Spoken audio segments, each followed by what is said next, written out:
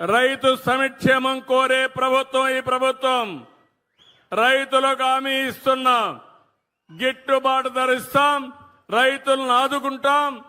ఎక్కడికక్కడ వ్యవసాయాన్ని లాభసాటిగా తయారు చేసేట్టుగా రాయలసీమని హార్టికల్చర్ హబ్ గా తయారు చేస్తా. ఒకప్పుడు కరువు సీమ రాయలసీమ, ఇప్పుడు రతనాల సీమ రాయలసీమగా చేసే బాధ్యత ఈ ప్రభుత్వానిదని చెప్పి మీకు అందరికీ హామీ ఇస్తున్నా. 18 లక్షల హెక్టార్లో హార్టికల్చర్ ఉంది. 5 ఏళ్లలో 36 లక్షల హెక్టార్లో హార్టికల్చర్ పెడతాం. అదే సమయంలో ఒకప్పుడు నేను డ్రిప్ ఇరిగేషన్ ఇచ్చాను. 16 లక్షల ఎకరాల్లో డ్రిప్ ఇరిగేషన్ ఉంది. 5 ఏళ్లు 1 ఎకరాకి ఇవ్వాల. మళ్లీ నేను వస్తానే డ్రిప్ ఇరిగేషన్ ప్రారంభించాను. 90,000 రూపాయలు ప్రతి రైతుకి 90% సబ్సిడీతో 10 ఎకరాల వరకు మైక్రో ఇరిగేషన్ ఇచ్చే పార్టీ ఎన్డీఏ పార్టీ అని చెప్పి కూడా నేను మీకు తెలియజేస్తున్నా. దీన్ని కూడా పెంచుతాం. దీనివల్ల 1 ఎకరాకు వాడే నీళ్లు 2.5 ఎకరాలకు వాడుకోవచ్చు.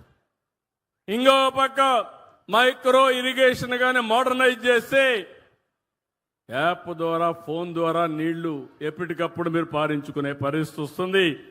దీనికి కూడా శ్రీకారం చుడతాను. ఏదైతే నేను చెప్పానో మా ఆడబిడ్డలు బస్సుల్లో ఉచిత ప్రయాణ సౌకర్యం కూడా తొందరలోనే ఇస్తా. దీనికి కూడా ఆలోచిస్తున్నాను. అవసరమైతే ఆగస్టు 15న స్వాతంత్ర దినోత్సవాన తప్పకుండా మా ఆడబిడ్డలు అప్పటి నుంచి ఉచిత ప్రయాణ సౌకర్యం ఏర్పాటు చేసే బాధ్యత ఈ ప్రభుత్వానిది.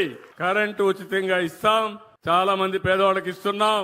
అందరికి కాదు, పేదవాళ్లకు 200 యూనిట్ల ఎస్సీలకు ఉచితంగా ఇస్తున్నాం. ఇంకో పక్క ఎవరైనా సరే మీరు సోలార్ కు పోతారంటే 78,000 రూపాయలు మీకు సబ్సిడీ ఇచ్చే బాధ్యత నాదని మా సోదరులందరికీ హామీ ఇస్తున్నా. బీసీలు అయితే 98,000 ఇస్తా. ఆ తర్వాత మీరు కరెంట్ ఛార్జీలు కట్టాల్సిన పనే ఉండదు.